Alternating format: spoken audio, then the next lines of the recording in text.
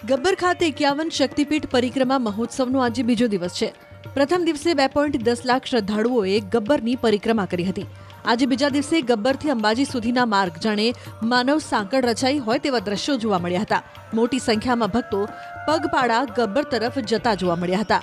આજે બીજા દિવસે ગબ્બરગઢમાં પાદુકા યાત્રા યોજાઈ, જેમાં અંબાજી મંદિરની મુખ્ય પાદુકા પાઠ ગબ્બર લઈ જવાઈ હતી, જ્યાં શાસ્ત્રોક્ત વિધિ પ્રમાણે પૂજા વિધિ કરાઈ હતી।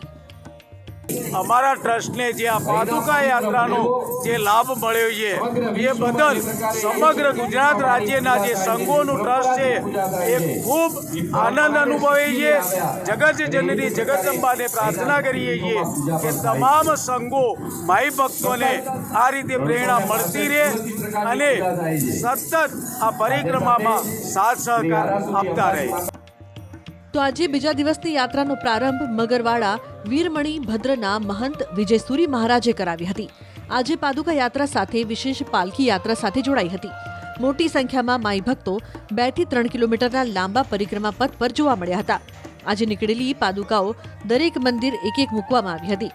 જ્યાં 8 થી 10 મંદિરો છે ત્યાં મહાશક્તિ યજ્ઞ પણ થતા જોવા મળ્યા, જેમાં પરિક્રમા કરી રહેલા શ્રદ્ધાળુએ પણ આહુતિ આપી હતી। છેલ્લા ઘણા વર્ષોથી એક દીર્ઘદ્રષ્ટા વ્યક્તિ આપણને ગુજરાતને મળ્યા અને એ દીર્ઘદ્રષ્ટા વ્યક્તિએ નરેન્દ્રભાઈ મોદી સાહેબે જ્યારે એમને પોતાનું વિઝન એકદમ નક્કી કર્યું કે ભાઈ આ મારા અંબાજીની અંદર કદાચ 51 શક્તિપીઠોનું નિર્માણ કઈ રીતે કરી શકો, એમને 51 શક્તિપીઠોનો દ્રષ્ટિ નજરમાં લીધો અને 51 શક્તિ દ્રષ્ટિ લે અને 51 શક્તિપીઠોનું નિર્માણ કરવામાં આવ્યું છે। એ 51 શક્તિપીઠો એ આપણા સનાતન ધર્મની માં કહેવાય, જેમ હૃદય કહેવાય છે આપણો, એ હૃદયની અંદર એની જેમ સ્થાપના કરવામાં આવી છે।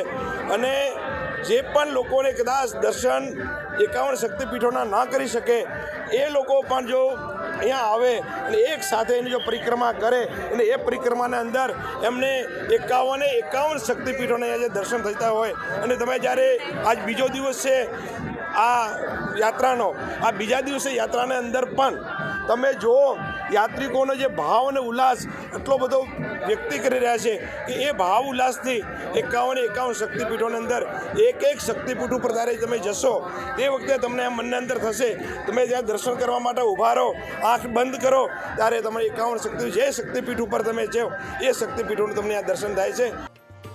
ઉલ્લેખનીય છે કે પરિક્રમા પથ પર જય જલિયાણ સેવા કેમ્પ દ્વારા નિઃશુલ્ક અલ્પાહારની વ્યવસ્થા પણ કરવામાં આવી, જેનો મોટી સંખ્યામાં ભક્તોએ લાભ લીધો હતો। ખૂબ મોટી સંખ્યામાં લોકો અહીંયા આવી રહ્યા છે।